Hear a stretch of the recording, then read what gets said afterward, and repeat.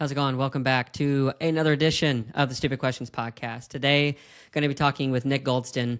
It's been a little bit actually since I've been on here with traveling to Tennessee and coming back, and there's no better way I think that I would love to have spent this time of getting back on the microphone and doing a recording than with Nick. It's an hour and a half conversation, really good, pretty deep. We cover a lot of different topics from, obviously, you would probably guess by now, religion, triathlon, quantum mechanics, ton of music, relationships. I even tear up telling a story about a time when I was in high school with an old girlfriend, just with something crazy that I experienced. So hope you enjoy that and get a little deeper insight into hopefully how to have conversations with somebody who doesn't necessarily have the same perspective. I think it's really good to hone that skill. So I hope you guys enjoy this conversation. Before we jump into it, though, make sure to check out the show notes. If you want to support the podcast, there's links there for socks and some other stuff of ways that you can do that. Hop on the newsletter if you would. I think that you may enjoy it. Every week I send out a newsletter giving a recap of the past 2 episodes, giving top 3 points of things that I've taken away from and just learned from, and hopefully it's something that can add a little value into your life. If you don't like it, don't feel like you have to subscribe at all. But make sure to go check out the TTL podcast if you want to hear more of Nick. Check out his music. I'll link all that stuff in the show notes below. But thank you guys so much for being here. Thanks to Nick. And without further ado, I want to introduce you to this round 3 interview with Nick Goldston. See you in New Zealand?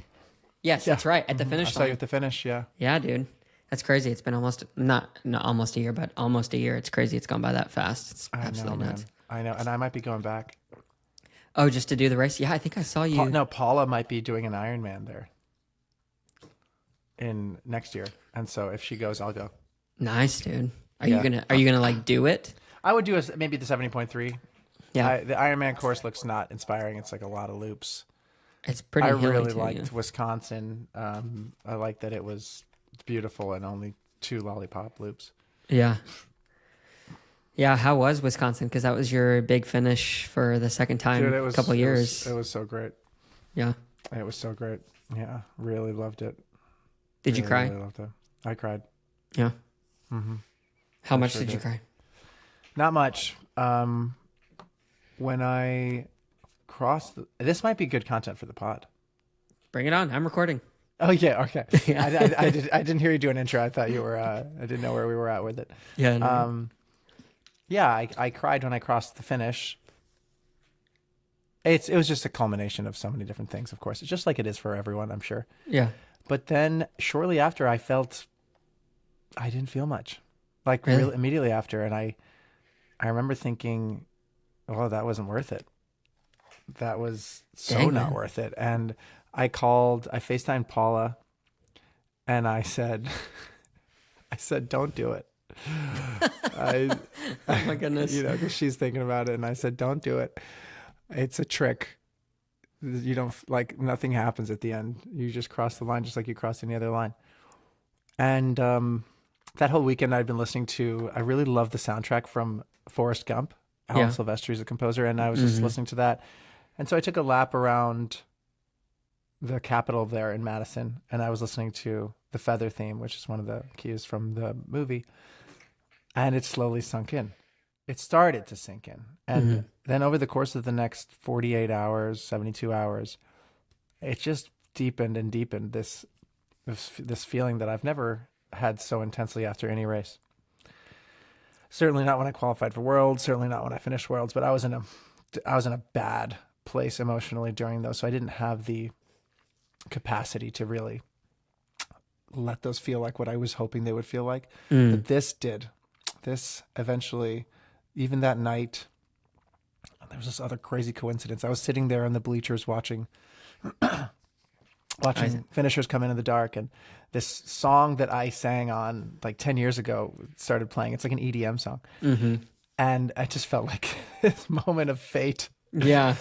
But yeah, it just slowly sank in, and I thought about watching Jan win Kona in 2015 and 2016 and how inspiring that was for the sport for me, and how then I just did my own, small version of that. And I thought about all the different steps and different people I've met in triathlon. And obviously I have kind of a unique journey with that, with just thanks to Eric and Paula, Sure. and then everyone else I've met, you included.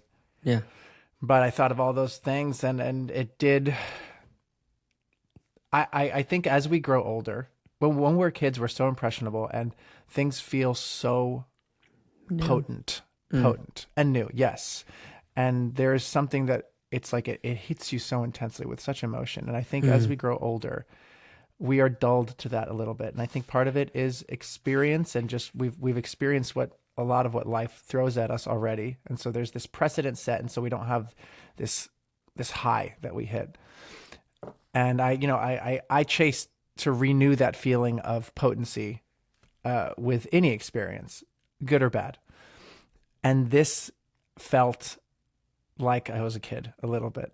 I felt real joy, which is something that my brain chemistry has not felt in the last year and a half much. And so I think it felt extra great. And I felt so proud of myself, and I felt so self-confident after doing that. And the next morning I woke up and I texted Paula, I think, or Eric and Paula in the group chat that we have. I was like, you guys have to do one. It's the best thing in the world. It's nothing like it. Yeah. And honestly, I have been riding that high. It's now a month later, and I have been riding that high still. I immediately, then the next day I was like, I need to do another one. I didn't run very well, which was fine. Like I wanted to finish. Yeah. I didn't run very well, and now I want to run well off the bike. Of course, I need to do it better than I did it last time. So transformative experience for me, particularly a very healing experience. And it's a way that when I look in the mirror, I see that part of myself now. It to me defines how I see myself in part. That's beautiful, man. Thanks for sharing that, because I'm glad you shared it too, because it kind of rung a bell with me. So this past week, last week, I was, or I guess a week and a half ago now, it's crazy, time's flying, but I was in Tennessee visiting my sister, and she has a 1.5-year-old, which I had met once, but she has a new 4-month-old that I had not visited or met yet, kind of in the flesh. And dude, it's a little girl, and for whatever reason, like my heart is just like more in love with this little kid that I have. I didn't even know I could love someone that much, but it was crazy, because as I'm watching the little 1.5-year-old, Teddy's his name, and Josie kind of experience life, like how you're saying, for the first time, seeing fall leaves for the first time, just kind of bringing it back to like, wow, like a lot of those things do become mundane, or we forget about them because we've had that synapse fire so many times. We're just so used to it. So I'm glad I was going to say it's similar to what running 7.5-minute miles used to feel like compared to what it feels like now. Your body has just become accustomed to that, and it's no longer so traumatic to run a 5K at that pace. That used to be my limit, 7:30 pace. I did a workout on Monday where I was cooling down at sub 7-minute miles after a long workout. And our brains do the same thing with emotions and experiences. The more you've experienced something, the more it dulls its effect on you, good and bad. Yeah. Well, I mean, if you build resistance toward fatigue, like that's good. But if you build resistance to joy, that's not as good. Right. And I fear that is a natural. I notice this happens with music. It happens with movies. The same kind of, for example, musical complexity that used to excite me when I was a kid now feels too commonplace, and it doesn't move the needle for me in my heart emotionally when I hear it. Now I need more intricate melodies, more intricate lyric composition, just to feel the same thing. It's like a drug. Drugs, there's a dependency on that, not a dependency, what's it called? A tolerance that's built up. Yeah, that's super interesting with the music aspect of it. So I'm wondering, from you as like a producer of music and great consumer of, creator of music, do you think that it's a good thing or a bad thing? Or are you aware of that fact that to you, well, I guess it doesn't sound as exciting, but do you ever take into consideration the fact that because it doesn't feel as exciting for other people, or excuse me, because it does feel exciting to other people, it may not to you, it might to them, so you push it out anyway? This is such a great question, and this is something that I think about all the time. is practicing empathy regarding the listener, how they hear it versus how the years and years of baggage that I have with, teaching music theory and trying to get more complex with things, realizing that there's just there's a window that each listener has for how simple music can be for them to enjoy it and how complex music can be before they no longer enjoy it on either side. And a child, for example, that window is all the way slammed against the simple end. Potentially for a professional musician, that window is all the way on the complex end. So even something that to the layman might sound musically complex, to someone that's all the way on this other side, that may still be too simple for them to find any real enjoyment from it. It's just their brain understands it too well to tickle that nerve that is, ooh, this sounds new and cool and different, which we all a little bit like. We do like to hear the songs that we grew up as kids, but when new pop songs come out that we like, it's because they do something slightly different that feels good. New. Yeah. So I think the ultimate solution to this problem, if you are an artist making music, is, I'm going to quote visual artist Kiki Smith here: make your art, and if the world needs it, they will find it. I've said this quote before a lot because I really like it. And Rick Rubin has a similar ethos with this stuff, is just make what you want to make. Don't worry about the listener. That's the way to counterintuitively connect the most with the listener. So I haven't experienced it with music as much, just because I haven't experienced it as much in creating stuff. It's usually in a very closed circuit, or closed audience, I should say. But with public speaking, I feel like it's very similar, because I've done a lot of public speaking gigs, even had some like international speaking opportunities, and I've gone up in places and tried to, formulate this. Oh, this is going to be a great point, blah, blah, blah. Get up there. And because I don't believe it, or it's not what's actually going on in here, it just arrives. It's dead on arrival. But then when I go up and kind of speak from a place of truth of where my heart's at the moment, or something I'm experiencing or learning, or in the thick of wrestling with, it makes it so much more, I think, relatable, because the emotion comes through, those things that transcend speech. Yes, people have a built-in bullshit meter. They can tell when someone's being really authentic, and they can tell when there's some level of removed from that full authenticity. And when you're talking about something that you don't believe in, it takes so much extra energy and thought, and that takes away from a lot of other things. And when you are talking about something that you really feel and believe in and can be vulnerable with, people can sense that. And when creating art, it's already so delicate, so subtle, that any sense of, oh, this is manufactured, you will lose some people. And the more that people feel that, the more you'll lose everyone. Yeah. Who do you think's on the front, bleeding edge of, at least in your eyes, that experiential difference for making music in a new way, in just across all artists? Oh man, I really like this group called Tennyson, Tennnyson. Really interesting, very cool music that feels completely unique. I'm a huge fan of him. I mean, one of my favorite musicians in the world is this guy, Chris Thiele. He's a mandolin player. He used to play in a group called Nickel Creek, and occasionally still does. Now he has a group called Punch Brothers, and I saw him. Yeah, I've seen him live a couple times, and I just think he's maybe the greatest instrumentalist, not in classical realm. I just don't know classical well enough, but unbelievable. And he's been extremely recognized for this. This is not a unique take on this, but I do think he's great. And as much as I don't love the songs, Jacob Collier is someone who is doing really advanced, cool things at a mainstream, not mainstream, but he's winning Grammys. He has the attention. Yeah. Yes, he has the attention of musicians for sure. But I think it's 90% musicians, and the other 10% are intense music fans. There's, I don't think someone's listening to Taylor Swift, Sabrina Carpenter, and then Jacob. I mean, I listen to all three of those, but I think that's because I'm interested in music creation. Yeah. But I think a fan is probably not listening to all three of those. Yeah, it's interesting. I'm glad you brought up Jacob, because right before we jumped on, I was swiping through Instagram, and Jacob was doing like this layered vocal record, and then you've probably already seen it because it's probably gone viral. But when I first heard his music a number of years ago, it was when he had that album come out, 100,000 Voices, or that song. Yeah, uh-huh. And when I That's heard the first track off of Jesse Volume 1, I think.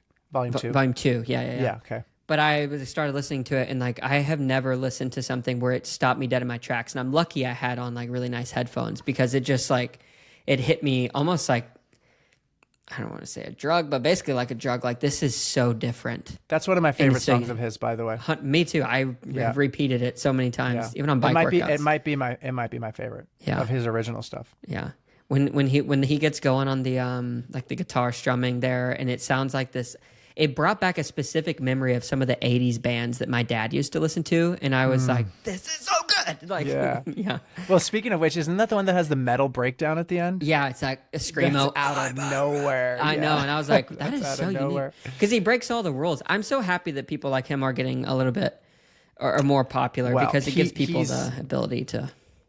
He's like, I mean, once in a generation kind of person. Oh yeah, he's an unique. I don't think anyone on earth can argue that he's not absolutely world-class level, gifted, talented, hardworking at doing what he does. Now, I think there's a lot of conjecture around if the songs are good or not. And I also like the songs, a lot of them don't do much for me. But as far as his arranging skills, the way he thinks and hears music, it is unbelievable.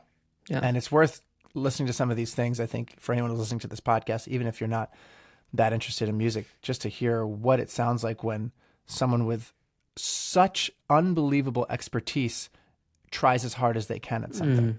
Yeah. It's like learning a new field for me when I listen. I feel like when I'm listening to his music, because I recently got this book called, was it the Works and Researches and Diary of Nikola Tesla? And it was going through just like the 1800s when they're switching from, DC current to AC current, and the way that guy thought I would almost apply to a similar vein of how I think Jacob probably operates, where it's just like, I don't care what they're doing. I'm going to try this my own thing. Yeah. Yeah. And Nikola Tesla changed the world with that in a very big way, in a way that Jacob Collier has not. Yeah. But no, it's true. And it is just like a concept car then trickles down and kind of affects consumer design. I think someone like Jacob Collier, who pushes these creative limits, it finds its way into mainstream music. Yeah. Because the creators of mainstream music, their guilty pleasure is things like Jacob Collier, even though they're making Taylor Swift albums. Yeah. Yeah, 100%. So how is music changing you? Well, I had a big shift in like what drives me to create music in the last year, because it's so funny. It's literally what we just talked about. It used to come from a place of, I want to make someone else feel something. I want to be the genesis for that magic, inexplicable feeling that music can give you. And it changed. I still have that, and I can still access that, and I still enjoy that. But I started to resonate with something that I've always heard and did not feel, which is using music as a way to externalize those internal abstract thoughts and feeling purpose through that, feeling realized through that. And it put me in touch with this idea or a belief that I have, which is that in a utopia, as unrealistic as this may or may not be, and I don't know if it is unrealistic, I think it is realistic, is that we all are artists in some way. None of us are, I don't want to put anyone's career down, so I'm not going to do that. But these jobs that I feel like are not the best use of the human mind. I think ideally we'd all be writers and dancers and designers, creatives, some form of expression, some form of creative expression. And I felt that, and talk about what we were talking about earlier about when something really feels true. how much easier it is to externalize it in a way that feels fluent versus trying to manufacture a feeling based off of assumptions about what it might be like to live inside a person. And ironically, this is the class I teach for this university. It's a master's class, and it's about writing for TV and film. And for that class, we constantly have to put ourselves into a character and try to write something that isn't necessarily like homogenous with ourselves. It's this, okay, you're writing for a candy commercial, but it can't have too many words because, well, it's like, okay, now we're putting all these restrictions on things to make them fit into something else. This isn't self-expression. This is craft. So I blend the two, and this is what gets me excited about music, is a blend of the craft, the externalization of these internal abstract thoughts, the self-expression. It's a blend. Yeah. You think that you can teach that? Like, I guess I should ask, with the students that you're teaching that to, do you see them begin to adopt that and be able to actually put that into practice? You know how, I'm going to use a strange analogy. Sure. Okay, so for example, can you do this with your hands? It's the Spock thing, the live long and prosper. Uh-huh. Right. Some people can't do that, but I think almost anyone can learn to do it. Are you strengthening your muscles? No, you're just figuring out how to teach your nervous system to do this. And for these songwriters who I have, they're all accomplished songwriters. My students are all accomplished songwriters. They're all professional musicians in some way or another. And they are very good at their craft, at doing something that feels natural to them. And it's my job to kind of retrain their nervous system, I guess, to use that analogy, to use those same craft and tools that they have subconsciously developed to express themselves, and instead redirect them to, in a little more frontal lobe conscious way, with specific criteria, make things that could be helpful for a TV show, a specific TV show, or a script, or a commercial. A lot of the times they have the skill, so it's me telling them, hey, notice that when you sing a sad song, this is going to be an oversimplification, but when you sing a sad song, you're choosing these slow, sorry, that's Paula FaceTiming me, these slow melodies and these chords that have all this tension in them, and this melody that feels more pained. That's not, you didn't think about that. It's just what came out. That's what felt right. Well, we are going to teach you to be more conscious of these things, so that when you are creating something that needs to fit within a certain guideline, you can call upon these tools and direct them. It's a little bit like lucid dreaming, where you can a little bit guide what's happening in the dream. You can take that creative flow and constantly check in with it and make sure it's pointing in the right direction. And oftentimes, this is the problem the students have, is they're so used to this runaway train that is writing a song sometimes, and you just let the momentum take you where it's going to take you. When you're writing for a more specific purpose, you can't do that. You have to constantly be checking in with, am I still doing what it says in the brief, what this executive wanted? And it's about training them to do that. That really is the biggest hurdle for them, because they usually have the skills. Yeah, I feel like that'd be really difficult for me. I mean, there's certain people, like, I don't know, I akin it to people who are like really good, like sound engineers. They are very technically, like, they really know how to do the job, but I feel like there has to be a level of connection with that music in order for you to like truly use all of those tools in a way that you feel it's like, oh, this is really good. Like, I enjoy doing this. Exactly.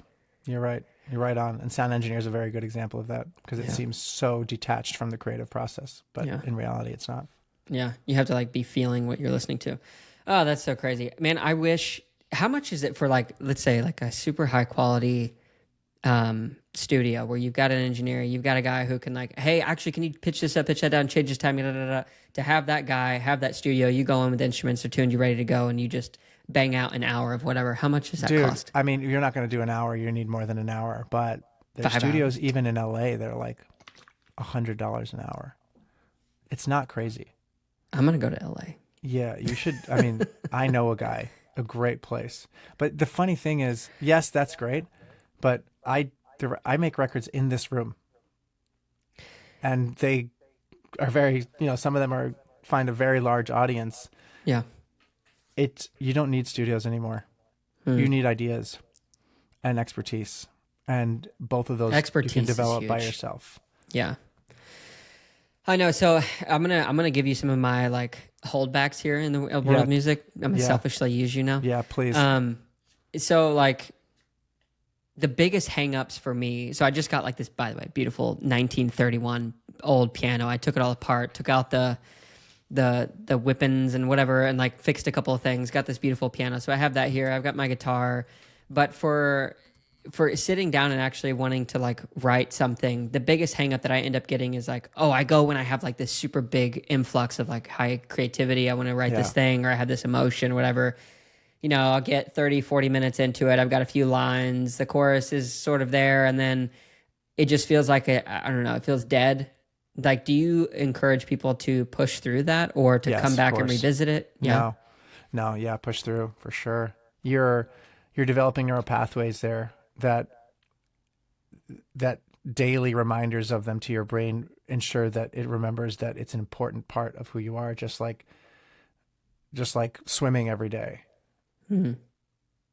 Yeah, it's important to, I mean, if you're trying to write something truly creative, there's value in leaving and coming back, but on a short time frame. And there are also a lot of tools that you can use to short circuit that, so that you're not hitting your head against the same wall. you hit your head against a different wall. Yeah. We do something like, there's object writing. You can do all kinds of musical things to practice to trick your brain into coming up with new creative content, because that does happen when you find this wall and you can't get past it. There's a million little tricks I have for this, but often, for example, very often when someone is stuck on a lyric, on a line, I find that they don't even know what they want to say if they're not trying to fit into a rhyme, if they're not trying to fit into a melodic rhythm, if they're not trying to, even without that, they don't know what they want to say there, and they're waiting for the message to come to them, and that is usually a bad place to be. Yeah. Additionally, and this happens with melody too, and harmony, and a lot of issues, when you're at a moment and something just doesn't sound right, it just doesn't feel right. And that is really important to have that feeling. That is fundamental for music creation. Does this not feel right, or does this feel right? That's extremely important to have that. Without that, we do nothing. But backing up and realizing what happened to measure before this, what happened to measure before that. Usually the issues are, if you can't fix what's happening there, it's because you have set it up in a way that is... It just dead ends. A little bit. And I think I have found this to be true for so many different aspects of life. Rarely is it the one thing that is the problem. It is usually a funnel of things leading to that moment that are the issue. Yeah, it's interesting you say that. So I don't know if you remember this or not, but it's probably over a year and a half ago when I first met you. It's obviously super inspired with the work that you've done, and aspiring to be some version of that. So I shared with you like a pretty intense like piece about my dad committing suicide. And I don't even remember exactly what it was, but I realized after the fact, because you gave me a little piece of feedback, it was just like a one word or a couple word sentence, and you're like, don't be afraid to shorten it.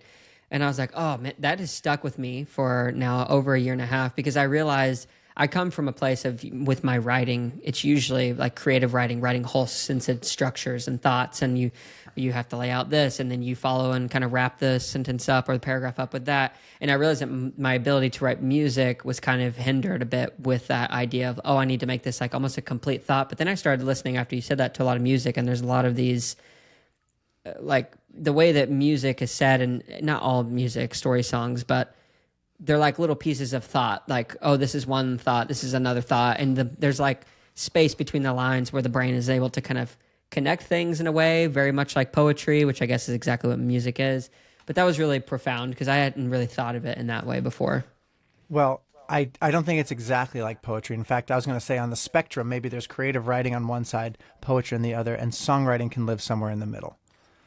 Because I think poetry can get extremely abstract, and that there's a place for that in music, but not so much in mainstream music.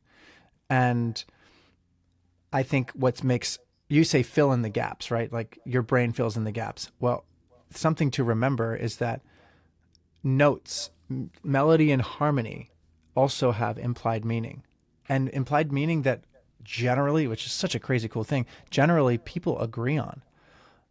A sad piece without lyrics sounds sad. We all agree. We know what that sounds like. So when you're singing lyrics, they don't exist independently from that sad music that is happening underneath it. And so, yes, that fills in the gaps. It's not just your brain. There's music that's happening there. And it actually reminds me of something that I said the last time I was on this podcast, that I said it for the first time on this podcast, but when I said it, I felt I really resonated with it, which is that when we try to communicate with someone with speech, with language, with writing in any kind, we take these thoughts in our head, these abstract thoughts in our head, and we compress them into words. And then that person hears them and they take those words in, they decompress them into the abstract thoughts in their head. There's loss there, inherent loss there of some of the nuance of the information that came from the original Genesis. Music, I think, is able to speak a language that is closer to that abstract because it can not just speak with those words, but with additional context that I feel like is a little more fluid and can represent closer to what we feel and think. That's why you can abbreviate your language so much, still get so much meaning out of it. And on top of all of this, I think there is such an elegance in writing with few words. To communicate Really the big good idea writing. or big emotion. Yeah. This when a really good writer can say a lot with so little, I think it intensifies the impact on the listener. And there's people like Bob Dylan or a lot of rappers or whatever who can say a lot and it can still do that. But the writers I'm often drawn to are able to they have such control over what they're doing that with so little they can make me feel something not just intensely but something very specific. Like they can get into this deep crevice of experience of human experience and make it feel like, wow, they really know. They really knew that. They really felt that. Yeah. On that note, and in this vein, I want to bring up the topic really quick. Before I even say it, I'll preface it with saying I'm going to share a little bit of what I've observed, and then I'm going to share why I think that it's actually a good thing for artistry, and that is artificial intelligence. So I think a lot of people are worried, like, oh, look at this, I can type in a prompt and it makes this really amazing song. And it's like, yeah, but that's built on everything that has already existed. So it can only exist. I think that AI is only going to ever be able to replicate a version of what's been done in the past. But what's unique about humans is, contrary to some people believe, like we learn all these things and experiences, but we have this element called a soul that I think can create something new that hasn't necessarily been done before in a very unique way. But like I've never seen a more opportune time for like really genuinely unique music to come out now, because honestly, it seems like for a while in mainstream music, this is a hot take from Seth, I don't know if it's actually true or if you would agree with it, but a lot of popular music is like, all right, here's your same 4 chords, build that bridge, do the EDM drop, and like everybody loves it. Yeah. It's like, and people get into that. But I feel like to operate on a higher wavelength, there's never been more of an opportune time for people who are truly unique and creative to kind of stand out in these different realms, music specifically. Yeah. What do you think? That's interesting. I have so many thoughts about this, and it's come up a lot in my teaching as well, because AI can do a lot of the stuff I teach for the sync class, this TV and film class, is stuff it's so craft based that it's not as soul affirming as writing a song that feels like, about your dad who passed away. Yeah. Right? That has, so there's a lot of these jobs that could be done by AI, and that feels like it's taking jobs away from already a very difficult field to make money in, which is music. On top of that, what you said about, I was literally just watching a video about this today, there's a YouTube channel called Kurt Kazak. Have you heard of it? They do these really interesting videos on a variety of topics. It's a very popular channel, but it's usually science-based stuff. It's educational. It's really cool. And they were talking about how AI slop, what they call it, is taking over YouTube and taking over the internet. and how AI has it is a dangerous. It's dangerous for our intellectual development, and it's dangerous for keeping the truth true. I mean, they used an example of they were going to do a video on brown dwarf stars, and they checked with all these large language models to get stats, and a lot of them came up with these false facts, which is okay because then they fact checked it and they didn't put it in their video and blah blah blah. Yeah. But then a few months later, this like AI generated video comes out about, or actually maybe it wasn't AI generated, but the video was fully like using information taken from AI, and a bunch of those facts that they fact checked and that weren't true, that were just made up, were included in the video. And now that video is very popular. It has hundreds of thousands of views, and it has incorrect information out there. And now the next time that someone queries a large language model about brown dwarf stars, that's going to be part of the Truth. compendium of knowledge that it pulls from. And so you can see that eventually this dilutes the truth more and more until you have this equal parts true, equal parts untrue thing.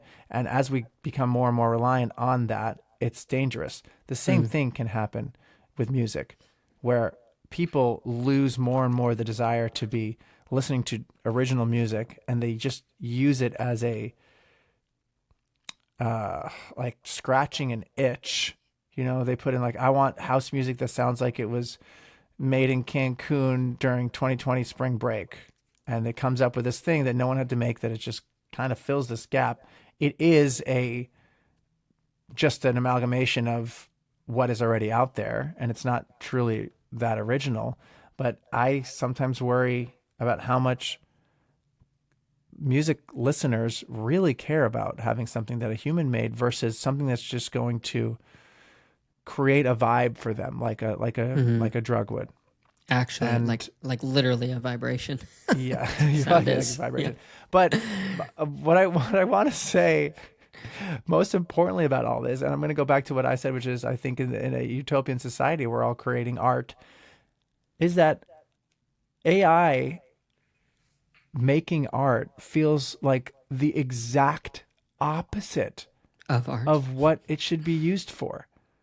I want AI Can you to hear me? I mean, this makes no sense, of course, but I want it to do my laundry. I want it to do my taxes. I want it to pay my bills. I want it to optimize my finances. These are the things that I don't want to do, that don't feel like they resonate with me, that don't feel like they're a genuine form of who I am. They are necessities of survival in the way we've structured society, but they don't feel like I want to do them. Instead, it's making photos and movies and songs and writing. Like, no, this is what humans should be doing. We need to be doing that. And to commodify them in the way that they have been, I think is doing the exact opposite of what we need to be doing. What to say? Yeah, it's interesting because also along those lines, you know, what you're talking about, like it creates I feel like it creates an absence for truth, because the way that large language models are set up is like it's a set of parameters and weighted averages that you can kind of turn the knobs on to say, well, if it's above 70% confidence, then it goes that way.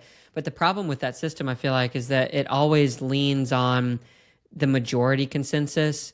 But the very unique human experience, as we've learned from history, is just because the majority consensus is leaning a certain direction doesn't mean it's true. Yeah, so, right. And then that comes to, well, what's absolute truth? You know, and what's kind of weird is like there's some people standing up there turning the knobs for these very large companies that are making these. They're trying to create God, really. That's what I believe. But you know, they're doing that, and then it's like, well, truth is no longer what truth is. Truth is whatever our average says it is, and it's like, it's a little hairy. You know that, God, the discussion of truth, I think, in modern society, and by modern I mean the past like 5 years, is a very topical, interesting, scary, changing, dynamic. Yeah. And when these large language models declare something with such confidence and with such inaccuracy, it's just adding lighter fluid to an already blazing fire of what is the truth. Yeah. Yeah, it's kind of fascinating too because people, whenever I have, and I'm guilty of this because I'll go into a conversation with someone and if I have let them in my inner circle and that I look up to them, they're a little bit older than me, they have experience in a certain field, I'll ask them a question, they'll tell me an answer. I'll more or less most of the time kind of take that as a gospel truth. It will be instilled in my mind, then I'll go and repeat that to other people. And what's interesting about these models now, especially like that they can talk to you in a very human-like voice, they have the confidence factor of giving you this information and you kind of just take it. And, who's to say that in 5 years from now, if you go, where are you going to go to find the actual truth if you're not really keen on math and you want to know energy equals, mass times circumference squared. If you want to find out the truth for that, who's to say that that isn't changed somewhere else when you go to try to look up what it is? The only thing that I think is going to be known to be true is what I can not just see or hear, but what can I actually smell? What can I actually touch? Like that at that point becomes real. But then it goes one more level deeper. If they end up trying to plug all these chips in our brain like Neuralink's doing, then you can augment those chemical processes in the brain where then you can literally create A Matrix. reality, Yeah. a perceived reality. I mean, Yeah. this is what I was thinking, and I wasn't going to bring up because it's a little too in the weeds, probably No, for let's this go. podcast. But No. you can't perceive truth. You can only perceive your perception. That's it. None of us actually have objective truth in front of us. Our brains interpret data. That's like, there's no such thing. And so when you talk about Neuralink, it is just a version of that. It's augmenting that, like you said. Yeah. But all that we know is that we perceive. That's the only thing that we know. Yeah. So have you, we're going to go a little bit deeper just because I want to talk to you about this. See what you Sure. think. But so you know who Peter Thiel is? Wait, don't tell me. He's the Silicon Valley guy, right? He passed Yeah. away? No, he didn't pass No, away. he's still alive. If But he did pass away, that was huge. I forgot what he created. Co-founder originally of one of the co-founders of PayPal. Got it. Okay. Got it. Yeah. So he's got his hands and just go look up his name. He's got his hands in all kinds of crazy stuff. But anyway, a couple weeks ago in September, I think it was the second week of September, he gave a 4 or 5 part lecture series on the biblical mark of the beast. So he claims to be a Christian. Does he hold Christian values? That's another discussion. But he was setting up like this 5 part lecture series to give his ideas and thoughts around how AI is and likely going to be what ushers in, quote unquote, this like antichrist thing, mark of the beast, this whole thing from Revelation in the Bible. And, he's making this argument for how like AI is going to become that. And I thought that was just super interesting, obviously from my own background, like my own religious upbringing, but then also with this Charlie Kirk stuff going on. And then Charlie Kirk is releasing a book on like what the Sabbath means as like the 7th day of the week, and just all of these like very Christian concepts that have been kind of floating out there from the popular conversation. But now suddenly cultural Christianity is like, it's cool to be Christian. I feel like that's what's kind of happened in the past 6 to 12 months in a crazy way. Yeah, that is not at all my perspective on that. That's What's your really perspective? interesting. Give it to me. What do you got? No, I mean, I forget. I mentioned this before, but I'm not religious. I'm very not Christian. And no, I feel more divided than ever on that. I don't feel like I have felt any of that, but I don't hang out with any Christian people. Like a couple. There's a couple here. Yeah. There's just, I mean, I don't know. LA is godless. I don't know what you want to say. But I'm also just generally not drawn to religious people because the way that I feel about reality is that to be part of reality, you have to denounce religion. It is necessary to Really? be as in touch with my reality as possible. And so when I'm choosing the people I be around, you're an exception. There's a few other exceptions. I don't feel like I have this connection with them because I feel like I'm talking to someone who's living in a self-imposed like alternate reality where everything's going to be okay. And there's someone who's making sure that our welfare is always at their heart. And this is too much of a contrast with how I feel that reality works. And often I find that the way I want the world to work is at odds with their values. Ironically, when I care about other people and I want other people to live a prosperous life, that somehow is the opposite end of the spectrum to I'm going to behave well because I have to. Not because I want to, but because God tells me I have to. Sorry, that's not exactly what you were asking. You were asking if I think Christianity is in. No, I haven't felt that. I haven't felt that. But I think you probably have a way better finger on the pulse of that than I do. Well, I mean, at the same time, like I question, yeah, I like hearing that somebody has a different point of view, because I think that if I do exist in a world where I only hear the same thing, it's probably not a good place to be within reason. I think that there are, like you said, there are certain people that I would not hang out with, because you become the summation of the top 5 people you spend most of your time with. Yep. Well said. Yep. And we know that. But yeah, it's interesting. Like,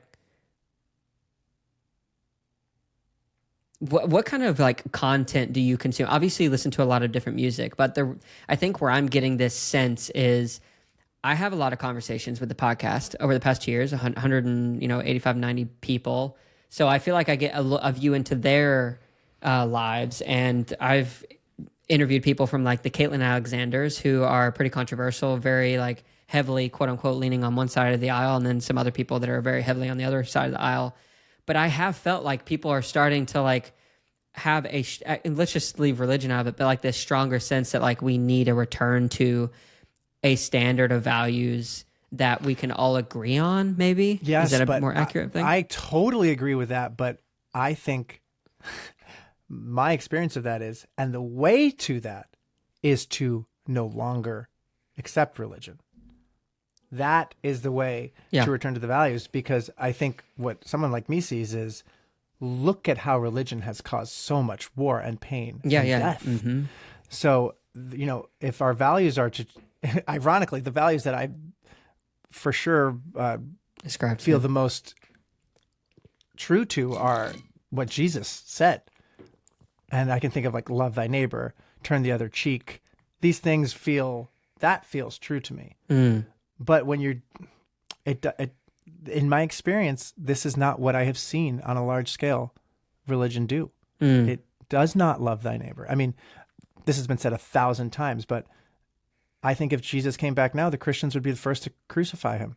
He would to love poor people, to help those in need, to be a home to people who don't have a home.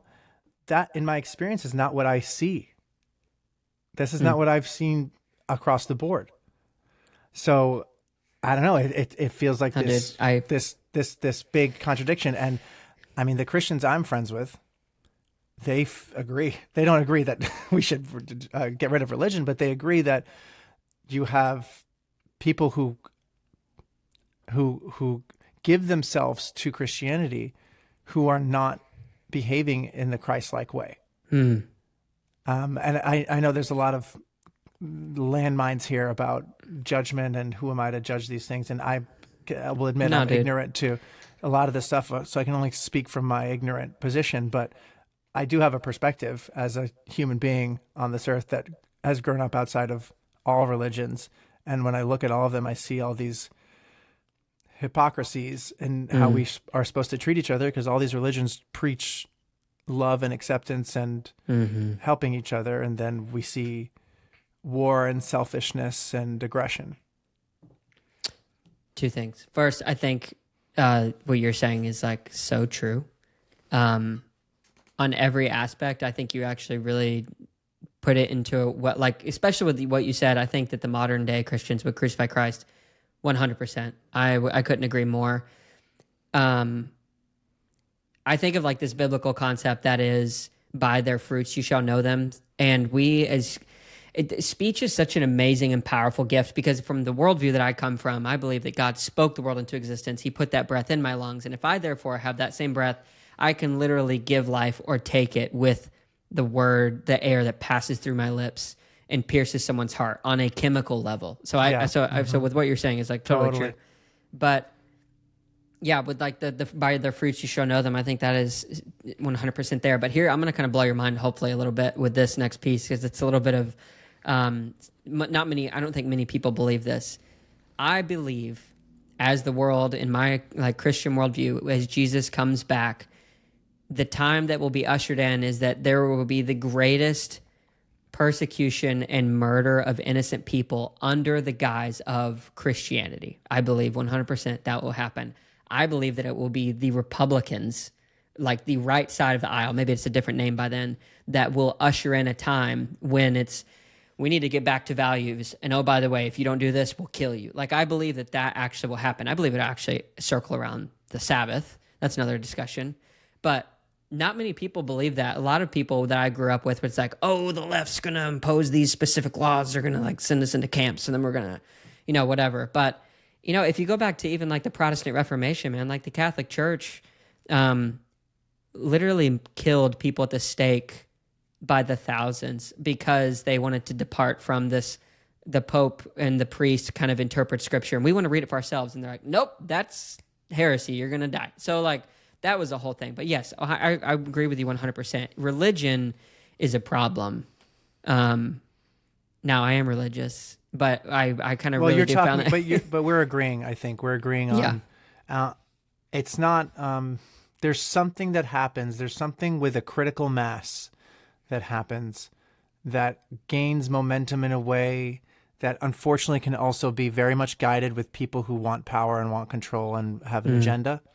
We've seen this many, many times. And I do believe that the Republicans have very strategically co-opted and used religion as a form of control. Yeah. And by the way, I am not a Democrat. Just want to make that clear. I would never in a million years vote Republican, but I do not consider myself a Democrat. Yeah.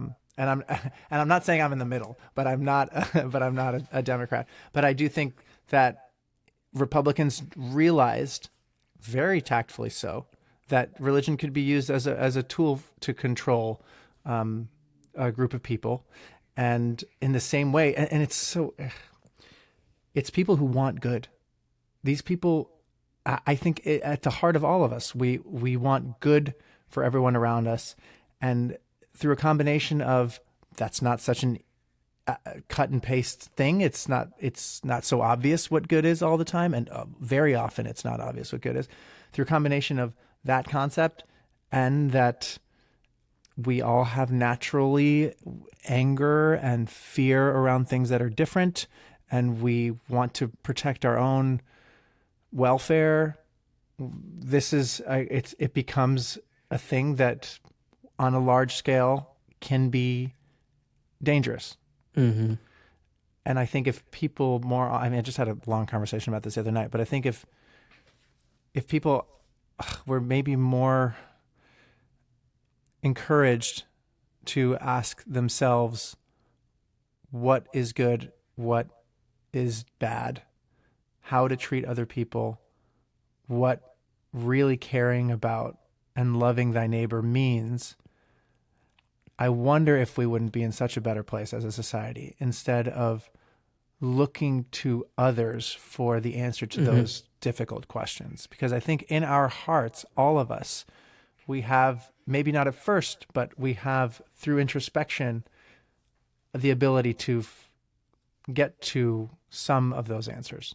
Yeah, I think also along those lines, like I have this belief, because growing up in, again, like a Christian denomination, a lot of people have quote unquote left the values of what Christ is and kind of threw them by the wayside to go do whatever they want or whatever, under the banner of, well, my pastor, he said this and then he cheated on his wife and did this, or this person did that. And then that's the same for like even like politics or anything that people believe in. Oftentimes there's a person or a thing that we look up to, we aspire to be that, and then when they falter, it's like, it was all useless. But I feel like that's such a wrong way to look at it, because we're all human. We're all going to make mistakes. You can't throw the baby out with the bathwater. Like, I can look at any one person, hopefully, maybe not everybody, but most people you can look at and say, this was good. This was a good thing they did out of the good intentions of their heart. These things weren't great. Let's call them what they are, but let's separate those, because truly I feel like we're all born with this inner turmoil of trying to figure out what's good, what's bad. And we can all lean toward the bad side or lean toward the good side based on a million variety of variables that we go through, but not looking to the person. Look to the value, look to the truth of whatever that good thing is, and kind of, I don't know if worship is the right word, but like look up to that thing Well, rather I think than what the person an is. an easy thing to do is to recognize that you are in that person in some way. Mm-hmm. We are not so different from each other. Yeah. And when someone does something like whatever, a pastor cheats on his wife, do you think you're so different? Do you think that maybe if you were in the same circumstances from birth, that maybe you would have some weird pull towards something like that or something else? Like, can we not recognize that in each other? Yeah, I mean, Yeah, go for it. Sorry. it's hard. It's hard to see. There's so much division and so much hate right now. And I myself have a really hard time empathizing with people who have opposing values. I mean, to the point, it's not even that a hard time. It's that I have basically no interest in it because I think it's so far gone. And yet at the same time, somehow in me, that's there. Just like we all don't want to believe that if we were around during slavery, that we would have owned slaves, or we all don't want to believe that when we were in Nazi Germany, we would have been. But ratting the on our truth friends. is that so many of us that find that behavior and thought so abhorrent, it is in us to have been a part of that.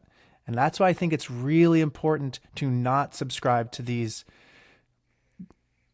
already filled out thought processes and instead do the thing, more time consuming, but more rewarding thing of how do I feel? What do I think? What do I see around me? And how can I be a part of the good? Yeah, it's hard to teach that, man, because like even in college, like I'll just give this really quick example. There was into the gymnasium, there were probably 7 or 8 doors, wide. And students were lining up to go in for like this event or whatever.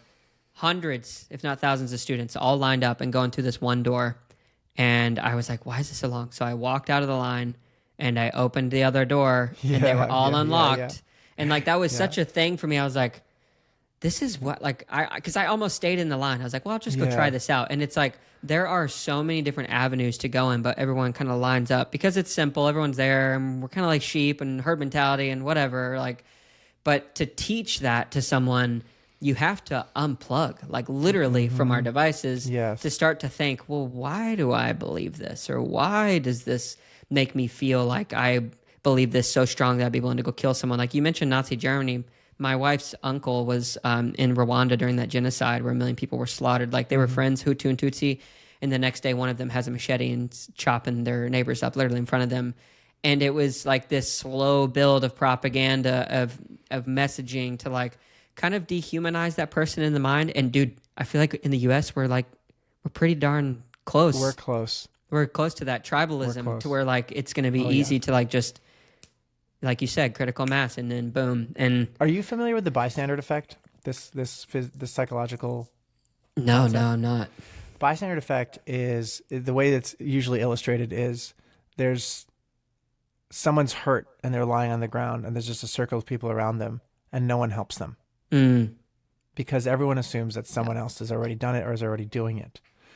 Actually, I just had this the other day. There was someone, I was on a bike ride. I was doing some intervals and there was a guy laying down like with his hand over his chest, hyperventilating and sweating. Oh my. And I've literally had this thought because I remember I was like, oh, I should just leave this person alone. Like I'm sure someone else has got to take care of. But I remember thinking about the bystander effect and I instead approached the person. Turns out he was just having a very severe hamstring cramp, but he was really scared. Yeah, I'm sure. And I calmed him down and stayed with him for 5 minutes. But this is like you going and opening that door. Everyone's just assuming, well, if those doors were unlocked, someone else would have opened them up. It's not always true. Yeah. It's not always I would true. even say it's like often not true. It's extremely often not true. This is, I think it's strangely enough, it's a evolutionary trait that keeps us safe and successful so that everyone is not checking every unlocked door all the time. And there's some order to things. But it takes one in a community to kind of have that brain and, you know, the mad scientists in the town to figure out and cause progress. Yeah, it's a very interesting conversation. I want to shift gears a little bit, if that's okay. Sure. Going back to your music thing for a minute, I've got a list of questions to even get to ask. So, whenever you have to go, just let me know and we'll end it. But we do this, you know, we kind of get sidetracked. You and me. Yeah. I love it. So people obviously come to you for your level of expertise. Not just that, they see something in you. So my question to you is, what value do you bring to the equation that no one else can when it comes to your specific line of work in music creation? This is it's like my secret sauce. I can't believe I'm giving it away. I don't know how to say this without it sounding so self-aggrandizing, but I think people just trust me. That's really the truth. I don't think it's a skill level thing. I have put a great deal of effort into coming across authentically. And I think people can feel that and they are drawn to it. And lucky for me, within that authenticity is an obvious, palpable excitement for music. And so then people trust me with their project, and it's more than trust. They like to give me the project because they like my energy or something like that. I think that this is a little like it feels a little cringy to talk about because it's I asked. yeah, no, but I do think that's where it comes from. I don't think, I mean, I'm happy to say I don't think it's my skill. Yeah. I think it is because I make people feel safe. And part of it is because I think at least that I genuinely love people. I love talking to people and I want the best for the song. It's not a business transaction to me. It is, we're making art together. Even when I'm doing whatever, a commercial for something, it feels, I put passion into it and I think people can feel that and they like it. I think that is what I bring to the table. Are you to the place in your career now where you can say no when people come to you? I say no all the time. Yeah. What And you know what? I'm at the point in my life where I am saying no to everything I don't want to do, basically, because I mean, I believe that once we die, we die. And I want my experience while I'm alive to be chock full and expansive and intense and reaching all the edges of experience. And I'm willing to take a significant financial compromise so that I can do that. That's why I'm in music, film, and triathlon. Does that sound like a great way to make a living? It's financially, it's a horrible decision, but spiritually it feels, I mean, I love everything that I do. I do the podcast, I do music creation, I do filmmaking, and I teach music, which I also love. I don't do anything I don't like to do. And I found a way to make money. If I put the same amount of effort into being a CPA, I would be doing so much better. Yeah. But at the end of the day, we're all trying to make money to find peace and happiness. And for some people, that's making a lot of money so that they can provide for their family and provide for themselves. And that's great. And I hope to be able to do that one day. But for me, I just don't prioritize money at all. Yeah. No, that's beautiful. Where are you at on the peace and happiness scale? Oh, man. A 9 out of 10. Really? 9.5 out of 10. Yeah. I would say I haven't been this at ease and in many years. So what are you doing in this moment of calm and beauty that is going to help carry you through the next drought or desert? Yes, such a good question. I'm taking note, just like I do with music. Remember. When I listen to music and something feels good, I have developed my ears to a point where I can know what the chords are and what the melody is in relation to the chords, right? I understand from a theory perspective what's going on. So when I'm listening to music comes on and I like a moment, I ask myself, ooh, why did I just feel that? And I try to figure out why I felt that. It's not always so easy. Sometimes it's a little more enigmatic as to why something feels good musically. But I ask myself, and now I'm doing the same thing in my life.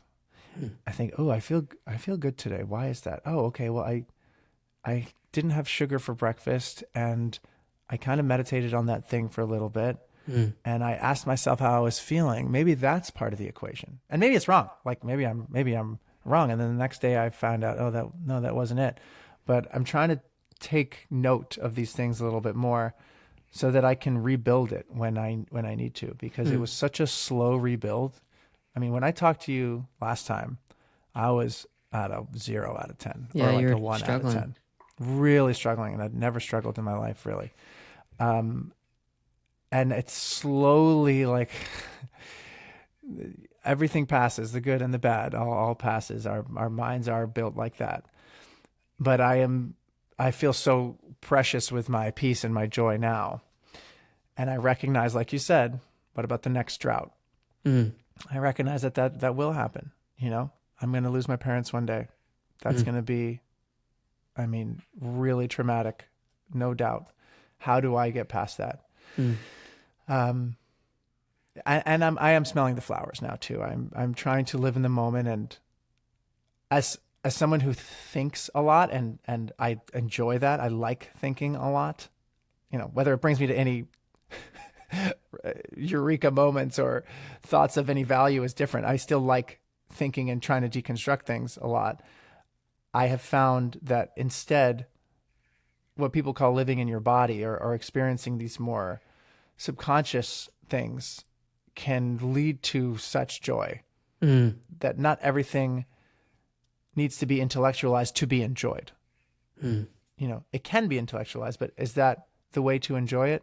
I think not always. I was at a wedding the other week, and I was dancing, and I felt so self-conscious of the way I was dancing. And then I saw this kid who was just not self-conscious, and he wasn't, you know, you could tell he didn't grow up a dancer, but he was a good dancer. There was something about him that was like so fun to watch, and he was having such a good time. And I was like, what the hell am I doing? Just freaking dance. And it took a while to pour out the sand from the thinking side and let it seep into the feeling side. But when it did, I felt so good to just dance to this great wedding band. And there was a bunch of us, and I felt like we were there together. And it felt like, you know, as much as I feel like being human is our conscious minds and how much we can think, man, there's so much about being human that feels like it is also not thinking, that is just feeling and existing. Yeah. That is so beautiful, first of all, because I recently went to my my wife's youngest brother had a wedding in Puerto Rico. And dude, Puerto Ricans Hey, party, huh? Oh, yeah. Man. So the dancing was, it was in like this beautiful La Casa with like this open air courtyard, and it was raining, and I was soaked to the bone from sweat and rain, and just dancing free. It's like, oh man, I wish everyone could experience that. Everyone deserves the opportunity. Well, we're going to get it at the halftime show at the Super Bowl, I think. Exactly. With Bad Money. Yeah. But along those lines, really quick, I have this hypothesis that I'd like to throw out there to see what you think about it really quick.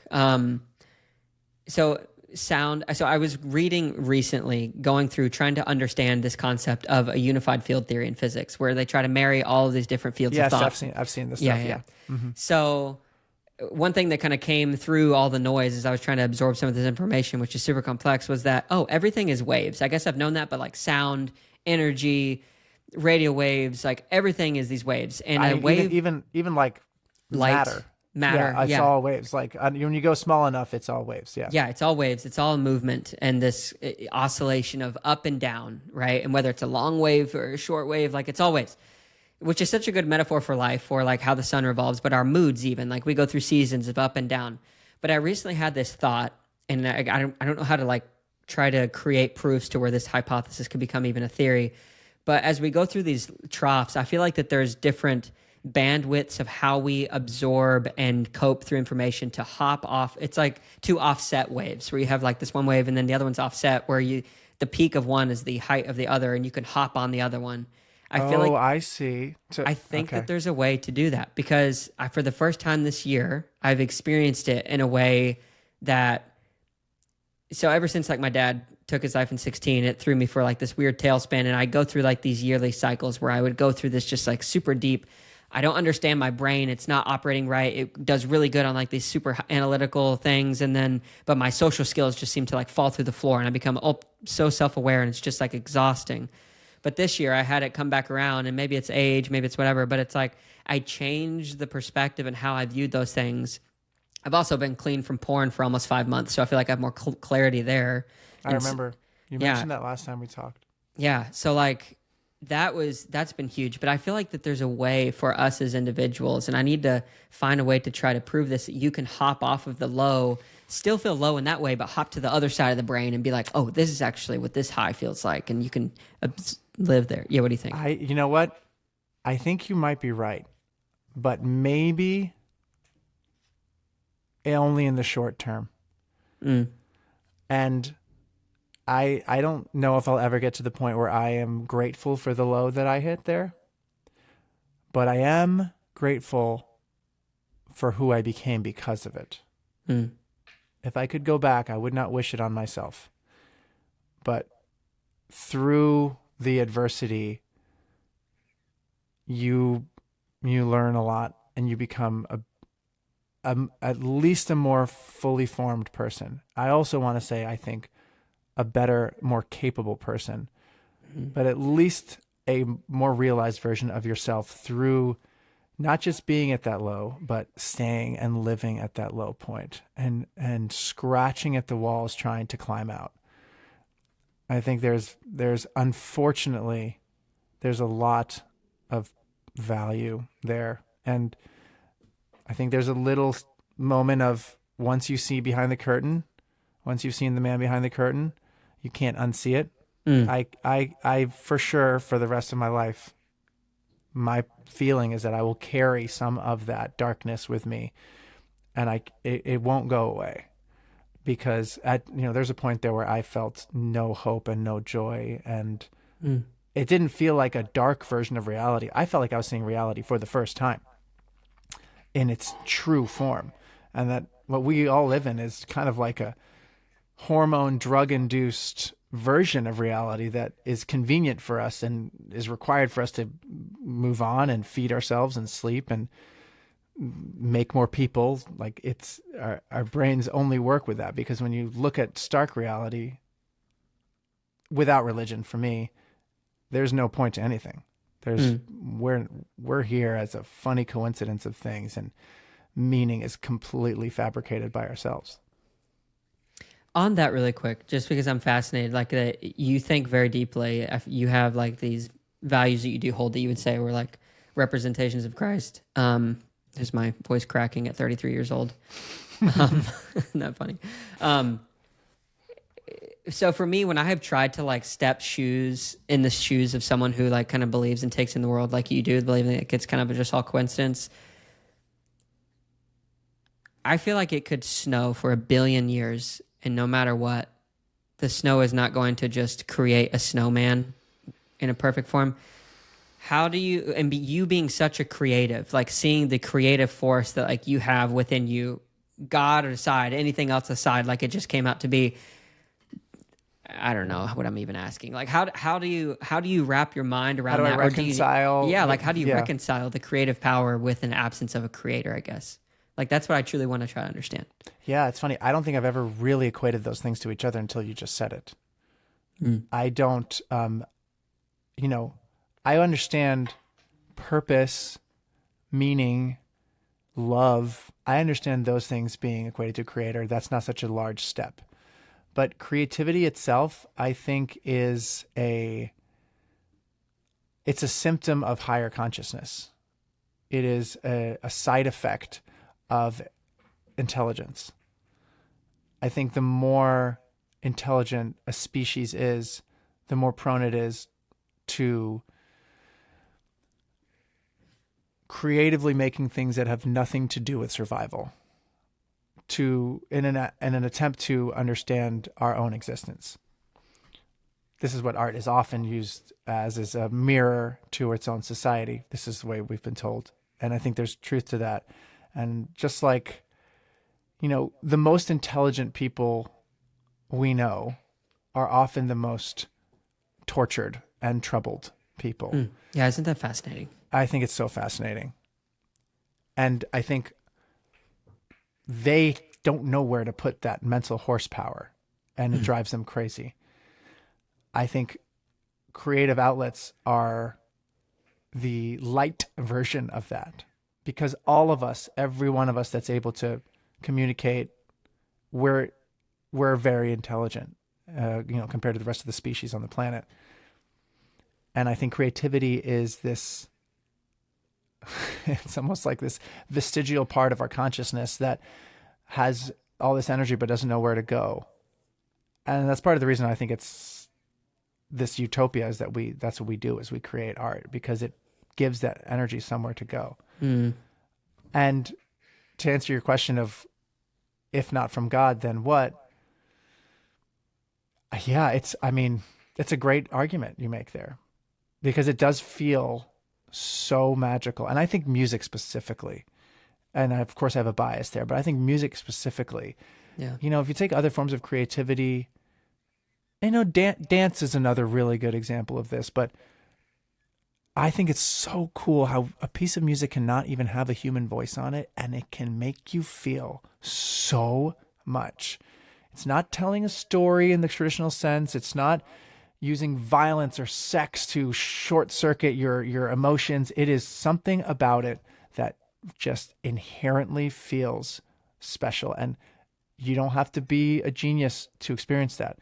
Children love music, and it makes them feel something. People of all ages, of all races, from all over the world, music. And it's easier to point at this when there's lyrics and a singer, but I like that even without that, wow, it can make you feel something so special. And it's so abstract. Movies, there's actors on screen. We've evolved to want society and be drawn to other people and to read into people's emotions and small little facial cues. Music is so far away from that. And still, I don't even watch movies that much. There's a lot of people that don't watch movies that much. There's no one who doesn't listen to music. There's something that it feels inherently true about it. And it does feel very, very close to the spirit or the soul, if there's such a thing. And so I understand you equating it to each other, even though I've never really thought about it. So along with what you're saying, I'm glad I could ask you a question that you haven't thought about. That means that I did a good job. So I feel firm today. Yeah. But really quick, with what you're saying, like listening to certain music can make anyone feel a certain thing, and it's individual oftentimes. Like sometimes I'll listen to music and I'll be like, oh, this makes me feel so sad, but it's so good. And then my wife's like, that didn't make me sad at all. So there is this concept, or this known fact, that the ionosphere, track with me for a second, resonates at like 7.83 hertz. And the idea being, if you can shoot up enough radio waves specifically at that frequency, you can excite that ionosphere and it can store energy. Okay. So that's what Tesla was kind of getting into with his Wardenclyffe Tower, if anyone who wants to go check that out. I believe that different personalities in humans, we must have different frequencies or harmonies that, when come together, excite us, probably even on like an anatomical like a level. A molecular level that stores energy or creates an energy within us. For example, old war time, when people were like doing war cries or chants to like get pumped up for a certain purpose, or a wedding song to like bring in like that feeling of like, okay, these people are in love, or whatever it is. I think that's why music is so powerful, because maybe it's like every few decades, as they kind of are able to look deeper and deeper within ourselves, all the way going down from atoms and neutrons and all the way down to like bosons and these crazy new particles that they're finding. It's like it never stops. And similarly, it never stops going up. I think that the music in this plane of existence has some type of a piece that is just able to motivate and create those emotions that become not just like these intangible things we're feeling, but they are actually physical processes and things. That's a theory. Yeah. I there's a lot of talk about this thing about actual frequencies and the effect that they have on things and how they vibrate. Like there's sympathetic vibrations within, this stuff is very real. Like in this room I'm in right now, if you go low enough in frequency, the sound waves are so long that you stand in one part of the room and you can't hear it at all. And you move 6 inches to the right and all of a sudden you hear it really loudly. It's just it's a product of acoustics. It just happens in a lot of spaces. I don't subscribe to this idea that there is these frequencies that resonate with us. That I'm sure to a certain extent that's true, but I think that effect pales in comparison to how much a more musical version of that actually affects us. Something that has emotion behind it, something that was written I don't want to say by a human because that's not actually the point I'm trying to make, but something that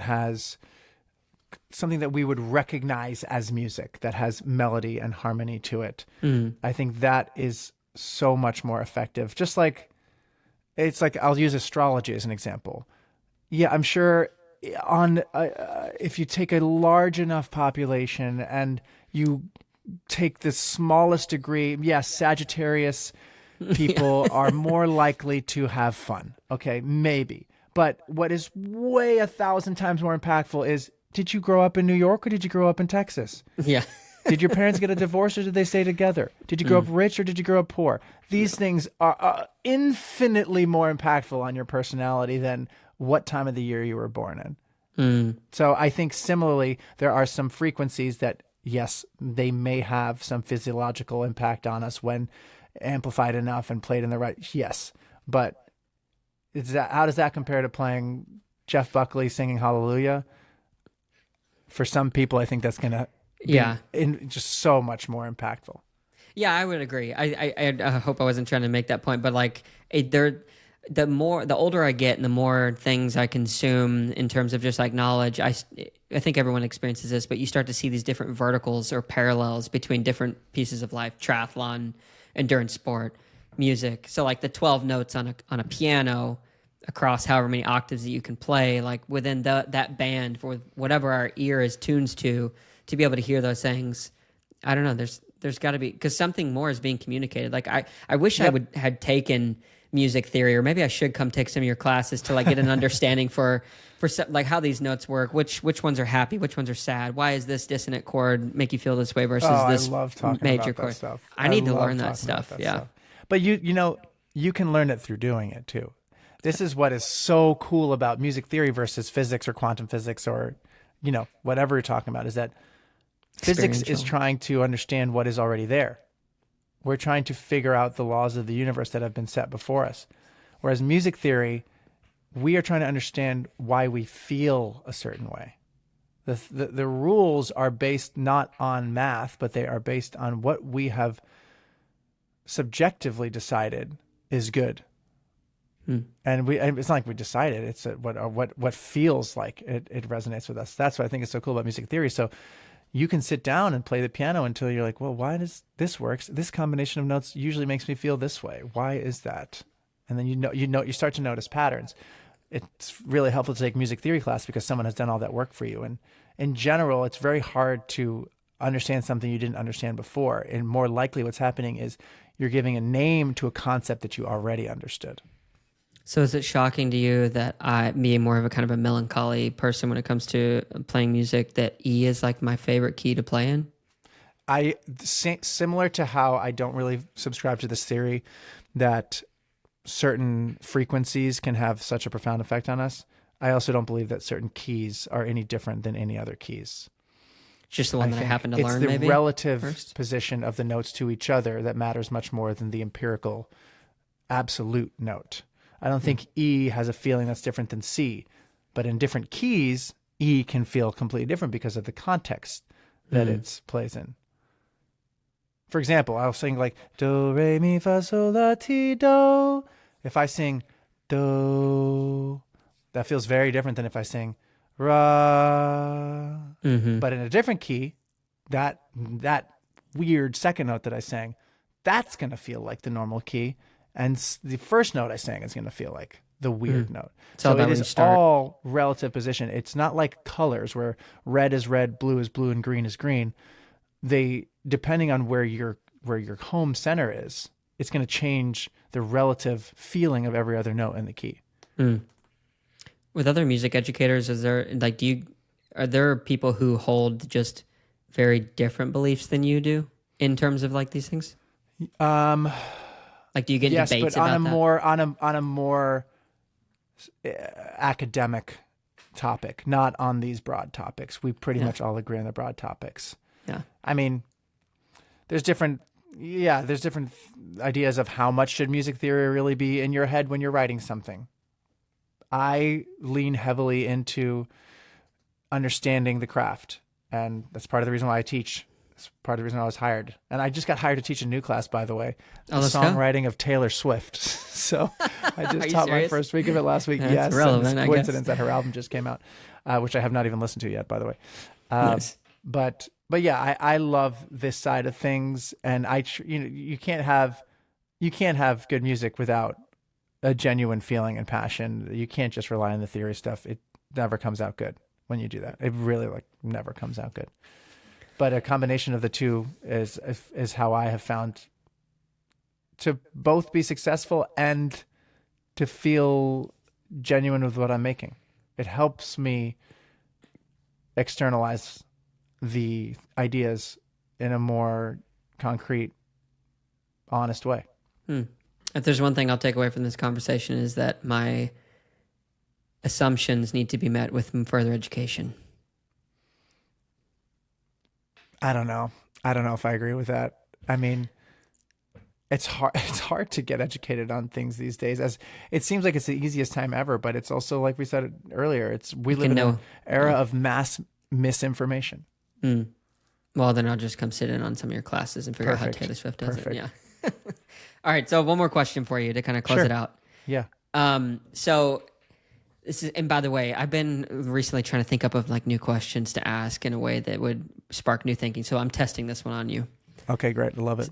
So if you walked into a room of all your friends and the people that you've ever met who like come to mind, who would you walk up to first and why? I mean, this is such a good example of, you can think you're one person and then biology just gets in the way. But I would walk right up to my ex and be like, hey, can we talk, please? Yeah. What the heck happened? Yeah. How far from reality did we stray? Yeah. Because the reason I think is because everyone else in my life I have access to. And so I can go up to them and talk to them. And my ex and I don't talk at all, which is her decision. That's fine. But as someone who feels most connected with my own humanity through relationships with other people, God, it feels so strange to not have a relationship with someone that at one point was the most important in the world to me. So I would probably try to, and this is assuming that in this hypothetical situation, she would be willing to talk, which in reality, she's not. I mean, you're walking up to her, so who knows what she would say, but that's who you chose. Oh, I know what she'd say. Yeah. It wouldn't be good. Oh, really? Yeah, it would not be good. It's really interesting that you say that. So you know Ben Rector, I would assume. Yeah, of course. Love him. You know his song Sometimes? I don't think I do. Oh, really? So, do you know who NF is? Like the rapper guy? Oh, maybe not. Wait, can you sing something? Like, how does Sometimes go? Sometimes I still think of you. I can't remember what the chorus is. All I hear is him singing. It's about an ex. It's about I think it's about an ex, and you can even play it really quick if you want. Sometimes I still think about you, and I think it's him writing a song to his like ex-girlfriend, probably from a time past, of like, hey, just letting you know, like, sometimes I still think about you. And it's this concept of, I think that most people, when they have like a really close relationship, even though you go into another one that's probably arguably greater, like you marry that person, the brain or the body, the heart still kind of goes back a little bit. Are you looking at the lyrics? Yep. I'm trying to pull it up here. Yeah. I'm trying to think how it goes. Let's see here. Yes. Some stupid picture, some vacation, someone I don't know, a 10 expert opinions on some stranger's post. And then I know, much to my surprise, from a face I haven't seen in a long time, to say you're fine. Over a couple pages between the lines, you were really saying sometimes. Oh, yeah, she writes him. That's right. Yeah, she writes him. I just wonder what it would have been like if you were with me. Don't worry your mind. I'm not crying at night. I just think of you sometimes. It's so funny. I have several songs that are kind of like this, but the one I really like is called Lean In. Let's see if I can remember what these freaking lyrics are. I know. Okay, I'll try to do it from memory here. Oh no, here I have it. Yeah. I know I should let go of the past, move on and move fast, forget all the places we've been, but I lean in. To feel it once again, I lean in. My imagination spins and I lean in. Back to where the memories begin, I lean in. To poppy fields, warm oatmeal, and a love so deep it felt like we could swim, I lean in. I have several songs kind of on this. I remember topic, hearing you course, sing that one actually. I think you yeah, posted it. I put it on. I put it. It was a reel I made, but I want to make it into a full song.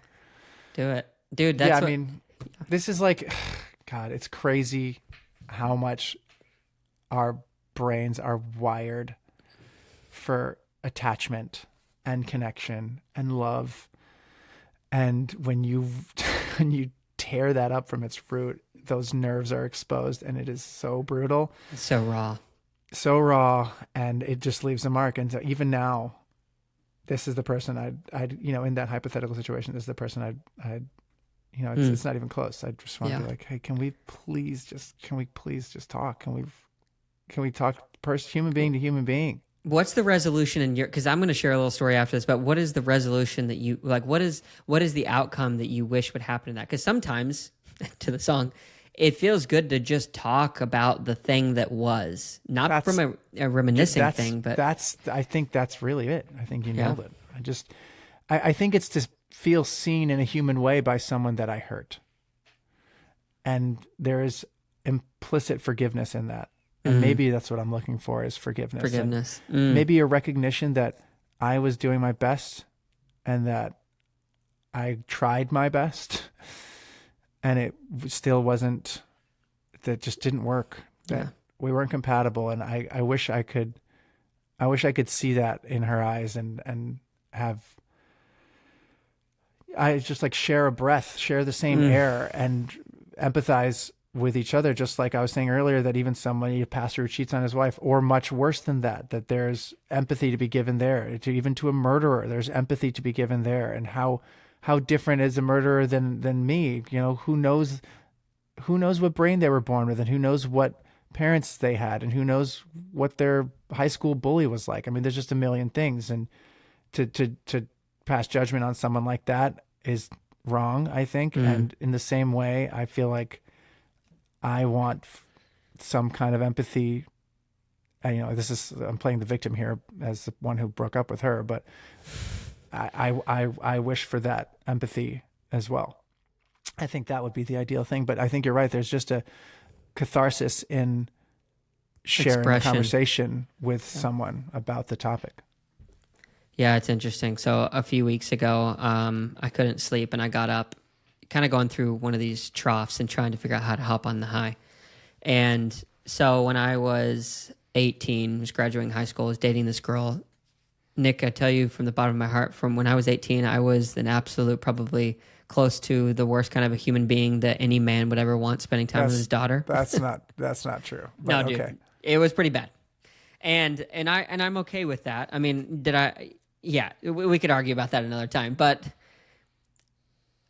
there was this one instance when I was having a very real mental breakdown. I would even say like a spiritual battle, where I broke down at her house in her driveway, her parents onlooking and her two sisters. And I was literally like in the fetal position, all but screaming, just felt like I'd lost total control. And she was sitting there beside me, not knowing what to do. And I just asked her, because she had a beautiful voice, I said, can you just sing Jesus Loves Me to me? That's what I actually need. And dude, I'm going to cry. But she started singing that song, dude, and it calmed me from like a place that I had not been to no peace in quite a long time. And as I was writing on this kind of story out to myself, because I've been working on a book, I realized like what I really have longed for so long is just to go back to that moment, stand there and just say, thank you for loving me in a moment when I did not believe, with the kind of where you were at, like the deepest, darkest pit of no hope. I'm going to die. This is killing me. And just to say thank you. So I've like, that needs to be written into a song. But like I wrote that letter, and I have still been sitting on it. Like maybe I should send it, because I wrote one to her mom, to her dad, and to her sisters, who all played such a key, vital role in giving something to me during that time when, honestly, dude, like if I saw myself, I don't know, like I dislike that piece of who I was so bad because I was going through a hard time, and I'm still kind of mulling through like how to forgive my own self. But just to know, do you forgive me for the way that I treated you? And thank you for treating me in such a beautiful way. Yeah. I feel that. That is what a deeply human thought process that is. Yeah, it really is. We are so reliant on each other. There's some species that are not. We are. Yeah. We need love. Thanks Love. for letting me share that. Yeah, dude, of course. Always. Yeah. Well, that was a lot of emotion. I really appreciate the time always. you take for me, man, to walk through so many things. There's other questions I didn't get to, so I'll definitely have to have you on again in the future. But wow, would that be a record? For a fourth? For stupid questions? Yeah, I think so.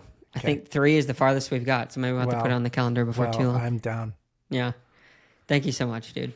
Thank you, Seth. Really an honor. Love you, and love being in part of these conversations with you. Thanks, man. Love you too, bro. Appreciate it. Wow, what a good conversation with Nick. Really appreciated him taking the time to jump on as always. And I think it's so important to learn how, and I'm talking mostly to myself, to learn how to have conversations with people who have a perspective that is wildly, and I hesitate to even use the word wildly because that sounds like I'm just totally putting him in a different box. But with several perspectives, I think we have very differing opinions and views. And I think that that's a good thing to be able to have conversation back and forth about no-go topics, about taboo things, because there's nothing more powerful than ascertaining wisdom from multiple conversations and counselors who sit from different perspectives around the table. To have a conversation, arguably some of these difficult conversations with somebody who sees things from a very drastic different point of view, I think adds a lot of flavor to life, and it adds a lot of consideration. You can't go into that type of a conversation being completely ignorant of what you believe. So if anything, I hope that these conversations encourage all of you guys to really ask yourself, who you are. Who is Seth? What does Seth believe? Why does Seth believe what he believes?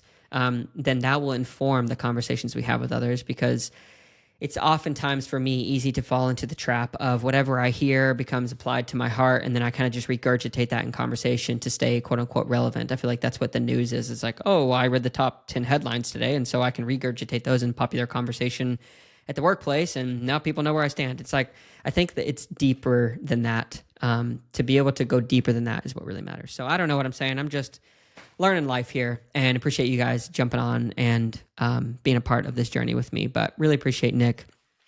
Make sure to go check out his stuff again if you want to check out some of his music and the podcast that he hosts over there at the TTL Nation. Thank you guys for being here. We'll catch you in the next one. Peace.